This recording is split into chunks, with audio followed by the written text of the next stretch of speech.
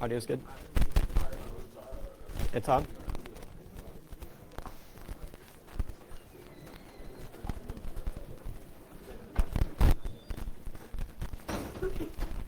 Right.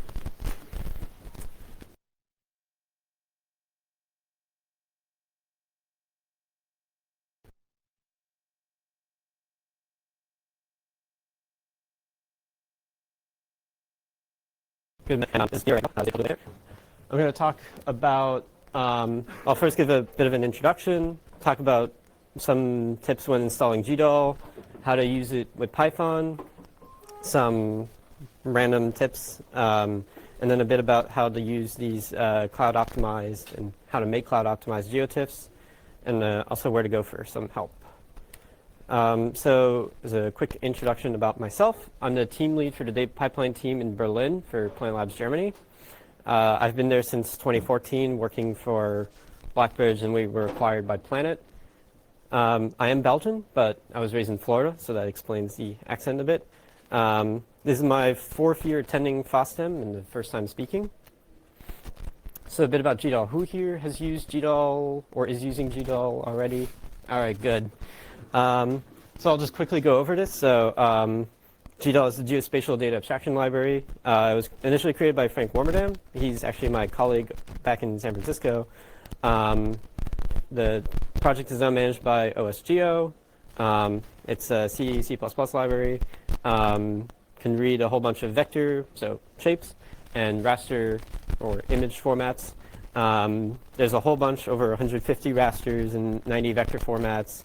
It's, as you heard, it's kind of like the base of everything that, like basically every geospatial project uses this internally.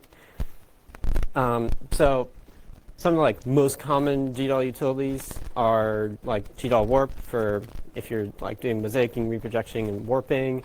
Gdl translate to change from one raster format to another, and then the vector equivalent of OGR to OGR, and then Gdl info, where you can not just get the information, but you can also generate a whole bunch of statistics out of that and get it in a whole bunch of different formats.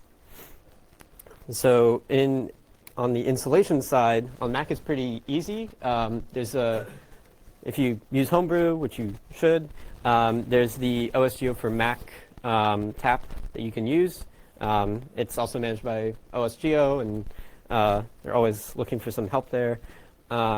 And then you just install the Gdal 2 and Gdal 2 Python bindings. On Ubuntu, there's a Ubuntu GIS PPA that has Gdal there, but there's also a cross-platform way of doing this. So if you're already using Anaconda, you basically just kind of install with Gdal, and that kind of like sets up a lot of the dependencies that you need there. But I don't really recommend doing either of those because you get a lot of dependency problems. So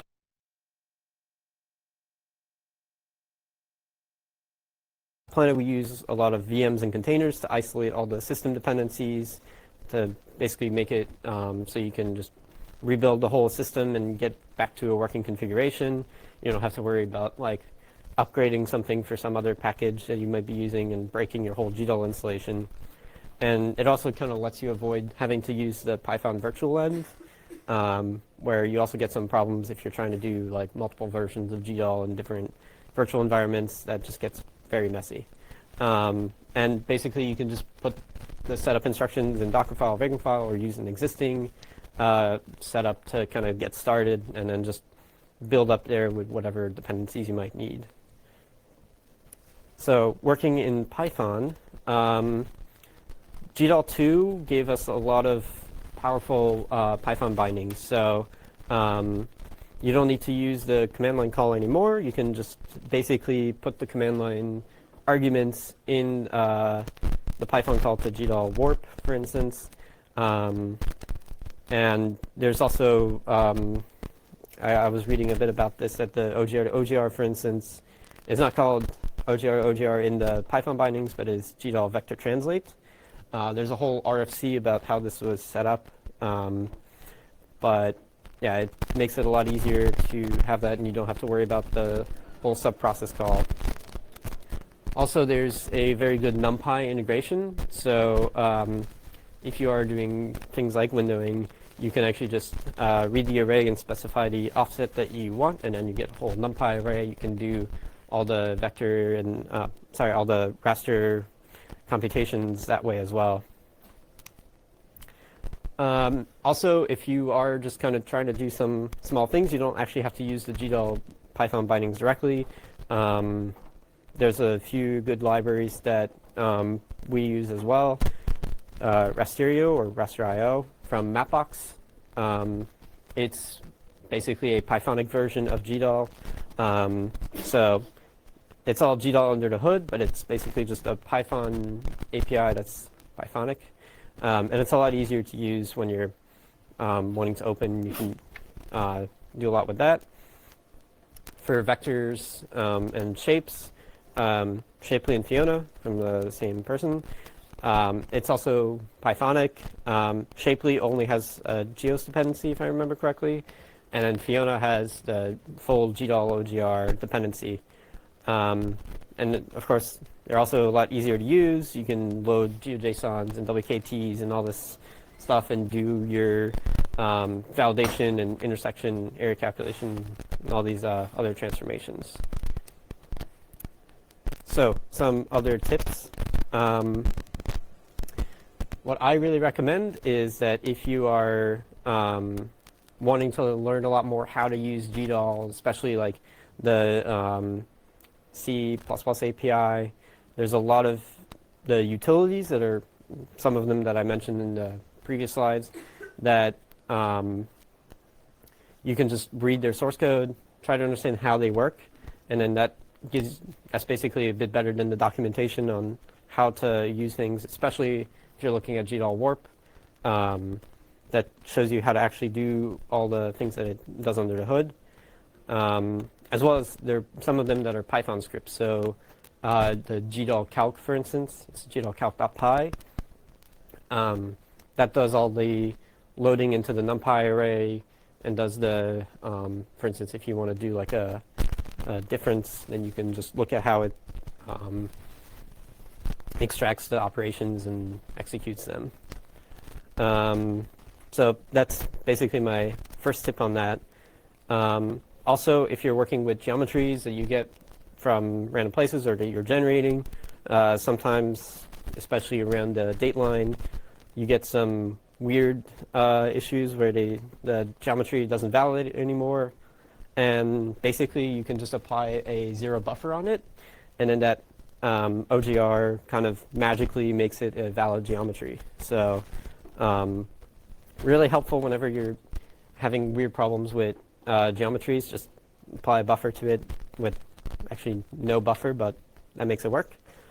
There's also VRTs. So VRTs are virtual data sets, and you can basically treat a whole bunch of imagery tiles as like one big image. You can also basically take a big image and chunk it up into smaller files, and then join it all back together in this VRT, which just references all the images and where they should be in if they were one raster. Oh, sorry, screensaver. Yeah, so VRTs are just basically XML files that describe all the operations. And they do need everything to be in one common projection. So just keep that in mind if you are trying to do that.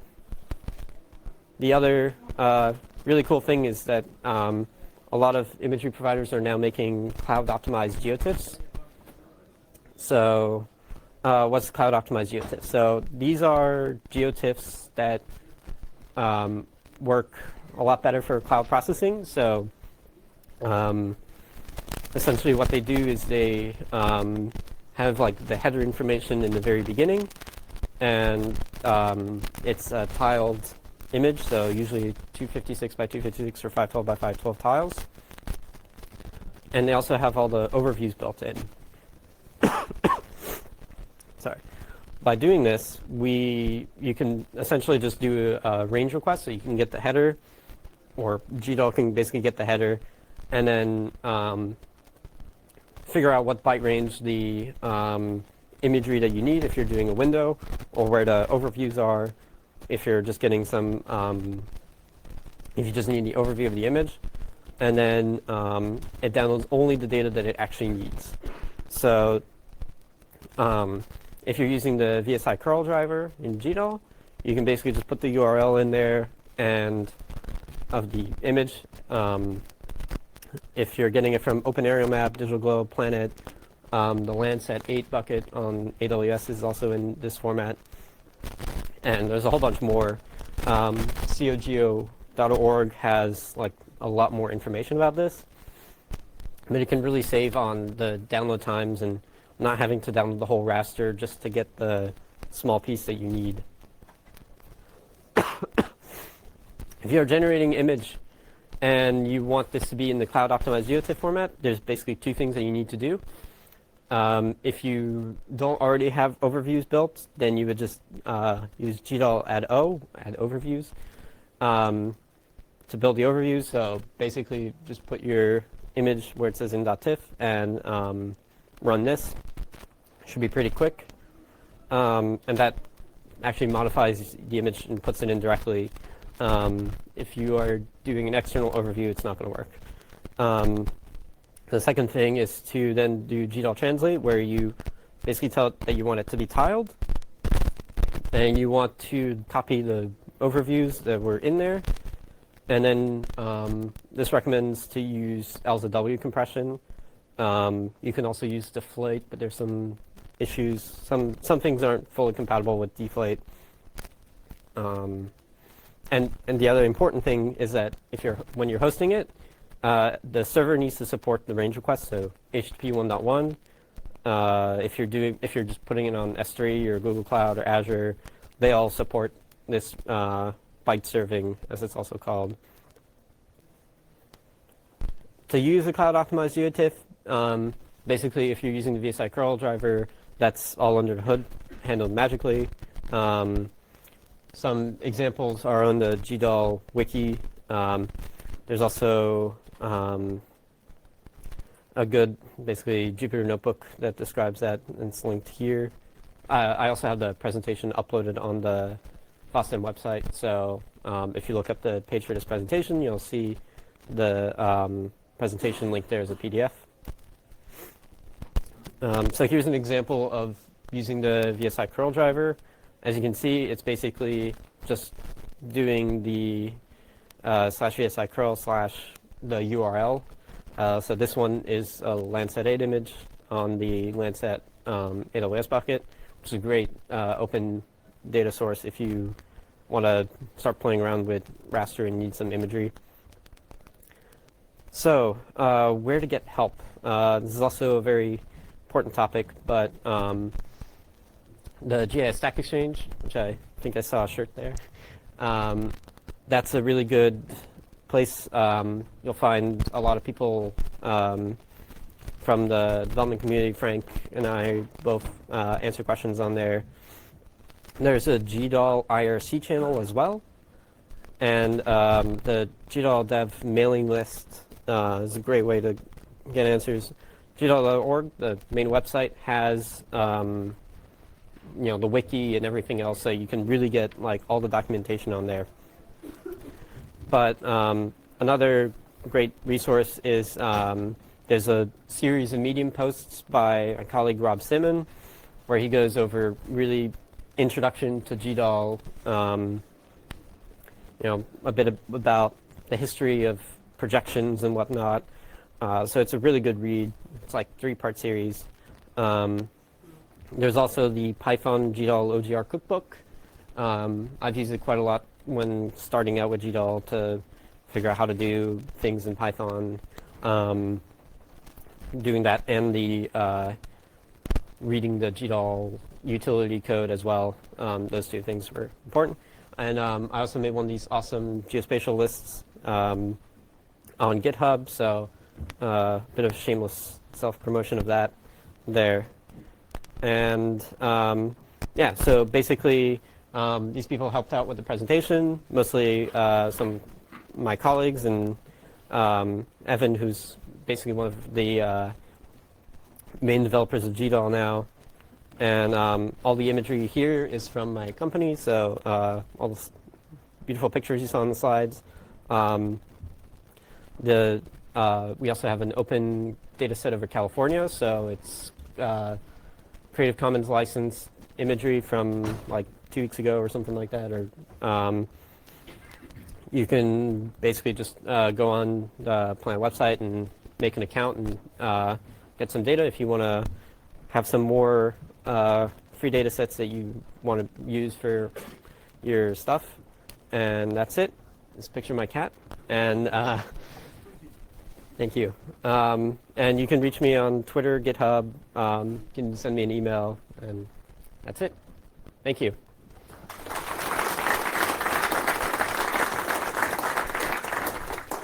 Any questions? Yes.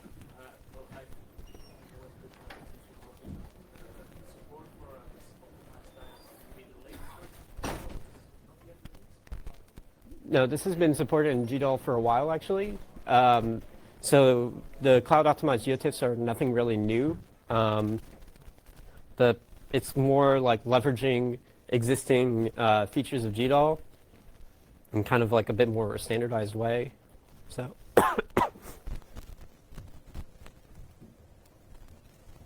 Yes.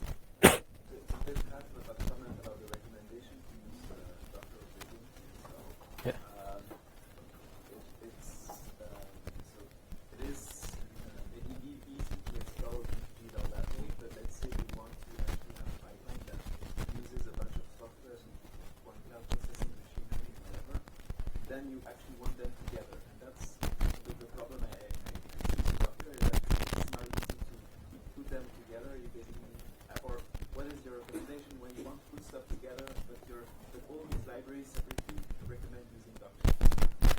So the question is, when you have all these different libraries and you they all recommend to use Docker, but they have their own Docker containers, and you want to basically put them together. We kind of have had the similar problem of doing that. We rely heavily on Gdal, but of course there's other libraries that you need to use. And basically one of the things you can do is to kind of try to glue these different Docker files together. So to like look into it and build it that way. We also rely heavily on the VMs at Planet. And so basically we have like a big script that, you know, as you start trying to integrate these different projects, you kind of build up a VM, and if you start going down a really weird path, then you can kind of still recreate the whole VM and back out. So it is a lot of work, unfortunately, but yeah, the VM makes it really like sure that like you can always back out and kind of start over, and that's kind of like your source of truth. If it works on a fresh VM, then you just use that. But if you're like doing something weird, then you can.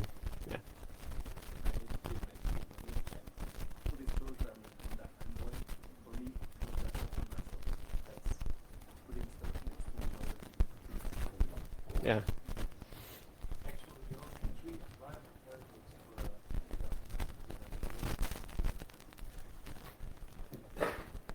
Yes. Yeah, I wasn't familiar with the cloud optimized GeoTIFF, but if I understand it correctly, can you just put a GeoTIFF online and then just load it up in, say, Qgis and view it streaming? So I don't think QGIS fully supports it yet. I think in Qgis 3, which should be released sometime soon, they will have some of that support, but yeah, it's not fully supporting QGIS yet. So the question was, are cloud optimized GeoTIFFs supporting QGIS? Yes, but if that is supported at some point, then you can actually stream the data instead of having to download it. Correct. Yeah, you could. Once it's supported, then basically it's streaming the data. Right.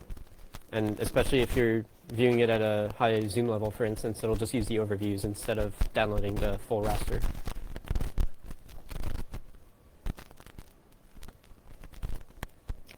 Any other questions?